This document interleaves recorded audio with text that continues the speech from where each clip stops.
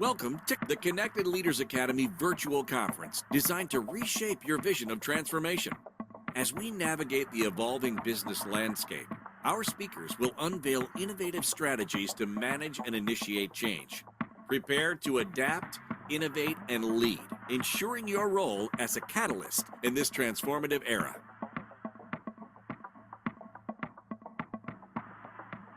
Can you imagine if you worked on Wall Street and you're one of the top performers within the financial markets? I mean, you're just some hotshot young money manager, and all of a sudden, all the clients are coming your direction, and everybody wants a little piece of your action. Well, guess what happens? This research came out in Harvard Business Review several years ago, and here's what they found out. They found out that as soon as somebody was the new hotshot money manager, all the other big Wall Street banks wanted to grab them. And they were giving them unbelievable offers to come over to their bank. Why? Because they wanted them to bring all of the clients with them. And so these people were recognized as nines or tens. And so Harvard, when they did the research, it was really amazing. Here's what they decided is nines and tens, they know they're good. I don't care if it's a downtime. I don't care if it's COVID. They know they're good. And so they can always kind of be looking around a little bit. They can always be saying, hey, there are other opportunities out there. They can always be looking for somebody to pay them a little bit more money.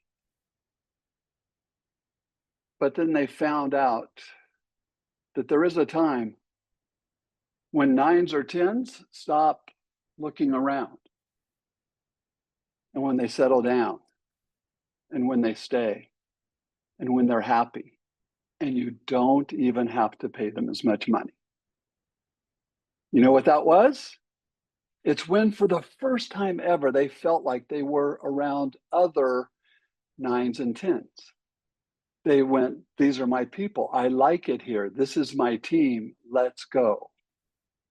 Well, I remember reading that research and thinking, oh my goodness, I start to see a pattern here in my past life. I've had many great positions up to that time, but I was about to go and lead the largest leadership development firm in the world for John Maxwell. And I thought, I know he's already got some nines or tens. I know that we're going to have to recruit some others if we're going to accomplish some of the things that I had told John that we would accomplish if I came as his new director there. And so it was game on. How was I going to do it? How could I learn to become that kind of a leader? And then how can you learn to become that kind of a leader? Well, there's three things that you have to know when you are going to recruit and empower and hold on to truly exceptional leaders. First one is you have to challenge them. They will always, always, always respond to a challenge. Here's the thing. You get a good leader and they're like, tell me what to do. I'm really happy to be here. And they'll go and lead. But a 9 or a 10, it's not that way. No. It's not a tell me what to do. It is like, what has to be done? Oh, I could do that in my sleep. It doesn't hold their interest. What has to be done? Wow, that would be impossible. Okay, let's go. And so when it comes to challenge, you have to ask some hard questions, even in the interview process. Do you know the number one challenge faced right now today by Fortune 500 HR directors? It is recruiting people who have already gone to AI and said, what are the most popular interview questions? What are the best answers to interview questions? And so they have all these questions and they have all these answers. What about questions that you could never AI the answer to? What about the questions that are really, really hard out there? The things that you go, oh my goodness, I'm not even sure where to go with that one. I had started deriving a sense of questions, and I got with the person who led the HR and some of those things for BMW, the cars. And so we started putting together what are some of the best questions that we could ask nines or tens. And they were questions like this, like, hey, I'm really glad you're meeting with me today. And your background here, it really makes you a compelling prospect for this job. But I want to get a sense of your personal strategic goals over the next 4 or 5 years. Let's talk about those. Tell me about some of the goals that you've had and why you didn't accomplish them yet. and then how you would hope that you could accomplish them here. Well, all of a sudden they're like, wow, I hadn't thought of it that way. Usually everybody else is just in there kind of, kissing their feet and saying how much they want them. I want to know about what is it that's been a challenge in their life and what can we do more? But let me tell you my favorite question. My favorite question when I was going after really, really top people is I would say this. You know what? There are people who we'll never have great chemistry with. And so a lot of times what we do in our jobs is we meet somebody like that and it's not going to work out that great. So we let them go. We maneuver them out of the company. That's not that much of a skill though.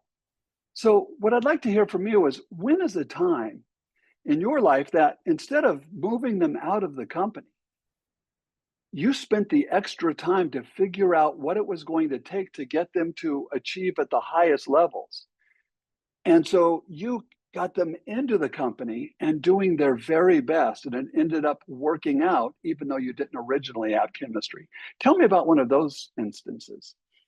And it makes people kind of sit back and go, well, okay, anytime that you can be in an interview and you can make somebody sit back and go, well, okay, you know that you're asking the right types of challenging questions. So remember, step one, you always, always, always, you have to challenge them. What's step number two? Step number two, to recruit and to hold on to truly exceptional 9s or 10s, great people. You know what it is? Clarity, clarity, clarity, clarity. I wrote an article several years ago. It got picked up on LinkedIn and tossed around a lot on the internet. Why? I think it was the timing of the article. It wasn't necessarily the subject matter. It was right before Christmas. And I said, hey, here are the 2 best gifts you can give your executive team members for Christmas this year. You know what they are? Number 1, clarity. Number 2, empowerment. Those are the last 2 things we're going to look through right now. Clarity, what do we mean by clarity?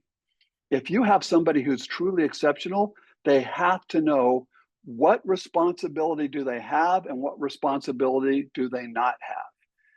There was an incredible study done when it came to clarities and boundaries not that long ago. Here's what they did is they had a playground equipment, like a big jungle gym, and they did it in a playground situation at a school. And so they had all these little kids and they said, okay, you can go out and you can play on the playground equipment. Well, these were not the older kids in the school. These were some of the younger kids in the school. And so guess what they did? They'd all run over to the jungle gym and they'd just stay right there, but they all just hung on to the jungle gym. They didn't move. And then what they did one day is they ended up building a little fence around it. They built boundaries around the jungle gym.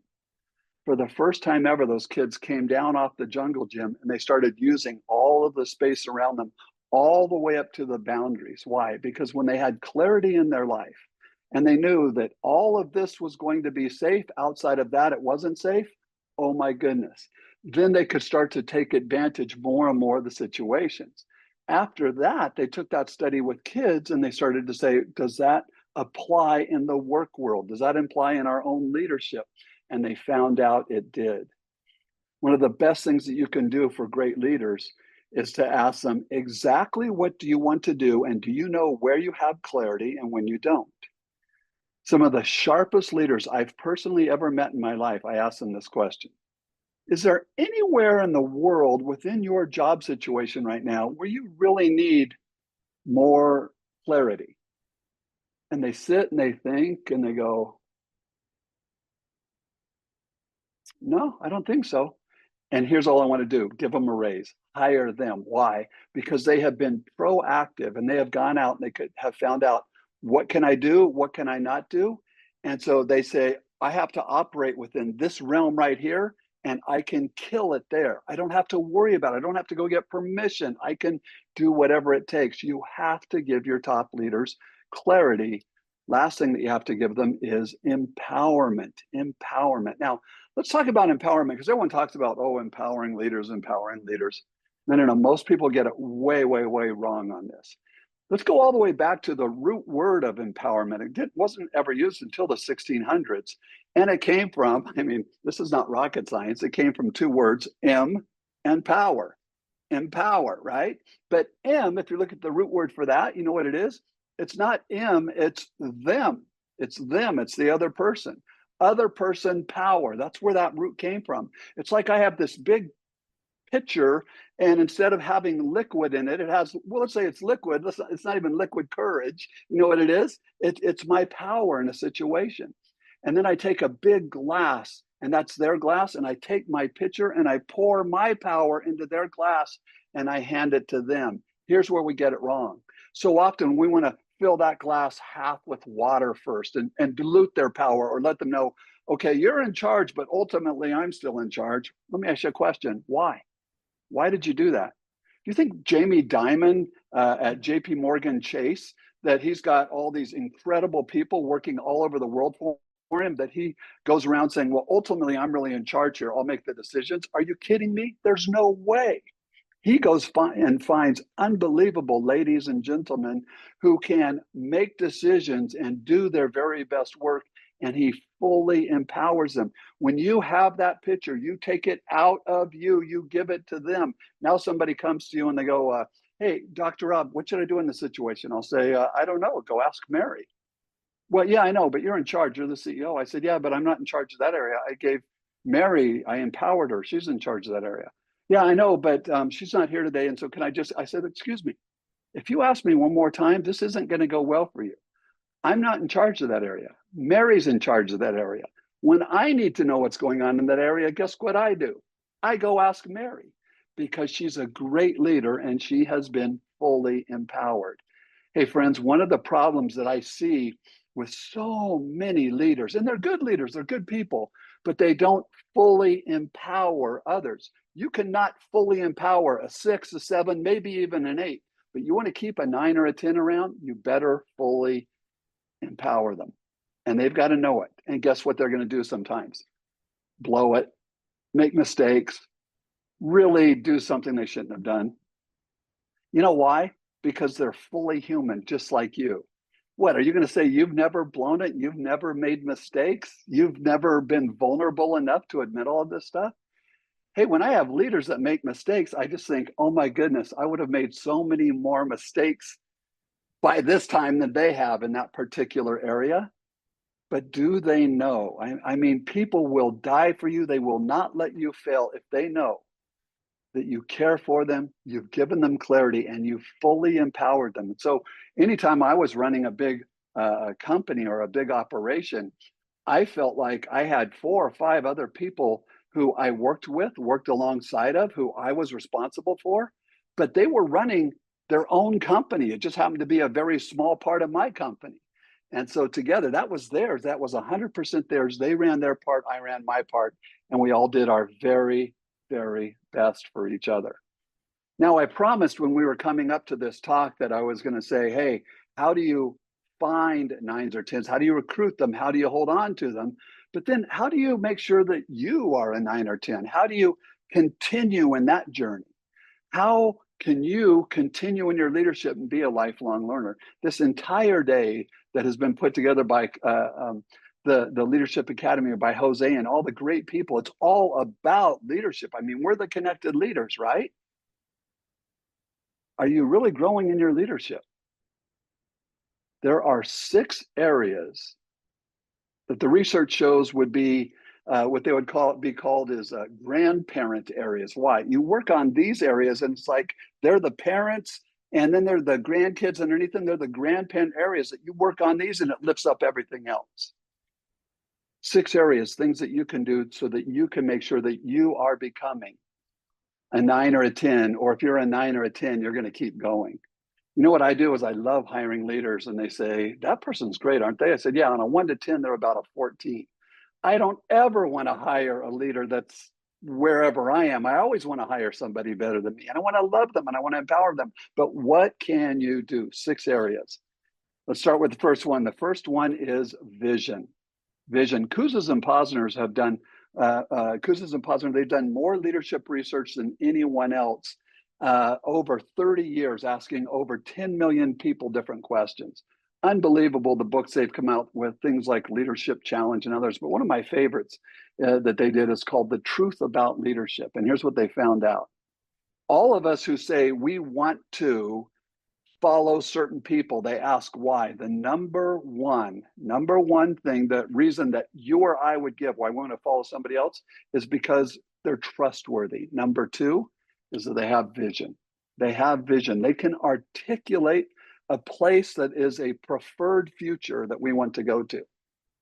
So let me ask you a question. As a leader, me as a leader, do I truly have a preferred place that I want to go to? Do I have a better tomorrow? Can I articulate that in a way that makes other people want to go along with me? Number one was a vision. Number two is they share their mistakes. They share their mistakes.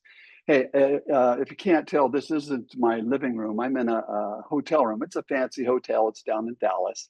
And I was here last night with a company that 2 out of the last 3 years, they've won the top growth company as far as helping other businesses go in and do strategic growth plans. And so they did their big Christmas gathering, and I was part of that, and we had fun.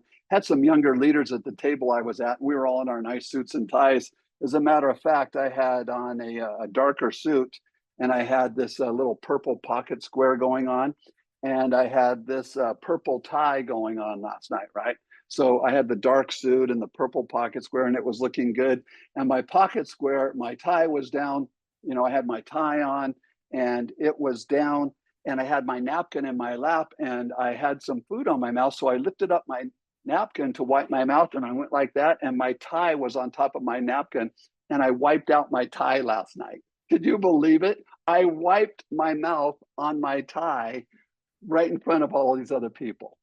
First thing I did is the ones who didn't see it, I made sure they heard about it. I said, did you guys see what I just did? I can't believe it. My wife's going to kill me. She was sitting right next to me. You know, this is an expensive tie, but I used my napkin, but my tie was there, and I wiped my mouth. Oh, well, it's going to be a great dinner. And so they kind of got a kick out of it. And then they started saying, hey, I was at this one place. Here's this one thing I did. When leaders can admit their mistakes, it does something where it makes other people lean in. It makes them want to be near you. As soon as you I don't make mistakes, I'm fine. What it does is it helps other people. It tells them in their brain, it's a neurological function. It says, I'm not sure if this person's safe or not. You need to be safe. You want to be a 9 or a 10? First thing, you have vision. You can articulate a preferred future. Number two, you are going to admit your mistakes. And that goes right into the next one, which is vulnerability. Vulnerability. The number one way to actually get trust, and remember that was number one, was trust, that they decided people we want to follow, we trust them. Number one way to do that is to be vulnerable, to share something about yourself. Maybe it's your own insecurity, something that's happened in your life, or something where you're a little scared. And here's what the research said, and I love this. It said, if you want to be a trusted leader, you have to be vulnerable, and leaders have to go first. Leaders have to go first. And then the scariest paragraph of all right after that. Leaders have to go first, and there is no promise that they will be reciprocal. You have to go first, but there's no promise they're going to be reciprocal. You do your part. But here's what I found. The best leaders, as soon as you do that, they find you as safe. They find you as honest. As soon as they believe you're honest, they can trust you more. And we can get a relationship that grows so much closer, so much faster. So first one was that vision. You have to have it. Second one, you're going to be honest about your mistakes. These are 6 things the research shows how you can become a 9 or a 10, or keep going, be a 12 or a 14. Third one was vulnerability. The fourth one was time, and this is different than vision. How you look at time. Harvard Business Review came out with an article, I don't know, this is going to be about 4 years ago. The title of it is what the 4 things the best CEOs do differently. And one of the things in there that just shocked me is because so many people, especially today, and I'm not knocking them, and in the context, what they're about to say is right, but check this out. They say things like this, yeah, I've got to live in the moment. You got to be in the moment. Well, what they did is they asked which CEOs of these great companies, which ones of them were able to pivot and to be the most flexible. I mean, the economy changed, the industry changed. They had to be able to change. If they were the same old, guess what? They got swallowed up by the competition. And that they found that the people who were the very best at leading companies, to the ones who could pivot the fastest, they were the ones who were living in the moment, because then they could pivot, right? Wrong, wrong. And that's what blew me away. It was the ones who spent the most time in long-term thinking. Here's what they said: as leaders, almost anyone who's leading an organization, you're always going to be thinking in terms of 2-3 weeks ahead of time. Hey, what do we got to be doing? But then you get into medium-term thinking, and those are going to be 1 to 3 months ahead of time. And those are much better leaders, because they're not just saying, what do we got now, going on now, but what's coming up with the next line of clothes that are coming out, what's coming out next spring, what do we have to do to reorganize our company. But the very best leaders were the long-term thinkers, and they were 6 months out and belong. And they found out this, that the leaders who spend at least 50% of their time in long-term thinking, watch this, it's unbelievable, at least 50% of their time in long-term thinking, they were the best at being flexible today. I was blown away. I could not believe it. Why was that? It's because since they had a vision of the future, they could deal with today. Okay, the next one, get help when you need it. Get help when you need it. Go say, hey, lean in. Hey guys, I'm not sure if you can help me, but I'm really going to need some advice here. As soon as you say that, you watch what happens to your team. They all lean in. That's number 5 and 6. And one of my favorites, take full responsibility for your actions. You take full responsibility. If there's a mistake made anywhere in my organization, I always want to say this: anything good that happens, give away the credit. Anything bad that happens, I'll take full responsibility. You don't always get to do that, but take full responsibility. Is there anything worse than someone on the team who's always going, well, that wasn't my fault. That wasn't my fault. Okay, let's sum this up. People say, how in the world did you get to lead the largest leadership organization for John Maxwell? And I just want to tell you about the interview. Several of you have heard this before, but we were talking about getting in behind the borders of every nation in the world. I said, John, if you hire me, we're still going to see that dream fulfilled. He said, Rob, I'm not sure if we can do it. And I leaned forward and I said, John, if you hire me, we will either reach every nation, or when they find my body, it will be pointed in that direction. And he went, They turned over to Mark Cole, his CEO of all of his companies, and Mark's kind of like, and he turned over to Tom. Tom's one of his best friend who had brought me to the table, and he goes, I told you, because Tom is the one who had said, do you know Rob McCleland? You should, and he goes, yeah, I know Rob. You should interview him for this. And then John looks over at me and he leans forward and he goes, okay, you're hired. Can you get it done in 3 years? I said, John, it's taken you 17 years. You still got 20 of the hardest countries to go. There's no possible way that we could get all of those really hard. How are you going to get North Korea? I mean, come on. In 3 years, are you kidding me? That was all inside my head. What came out of my mouth is, yes, sir, let's go. And we got it done in 18 months. How? I didn't get it done. I recruited some truly remarkable people, 9s and 10s and 12s and 14s. And we gave them clarity, and we gave them empowerment, and we worked together, and we trusted each other, and we had the vision, and we went there together. Friends, you can do it. You can be the best leader you can be, and it's attractive to others. Hey, I'm Dr. Rob. Who loves you? You know it's me. Much love. Thank you so, so much for the privilege of being here. Thank you for participating in today's enlightening session. As we transition to our next expert, remember that each strategy and insight is a step toward becoming a transformative leader in your field. Visit connectedleadersacademy.com to stay engaged and informed. The journey of change is ongoing. Let's move forward together.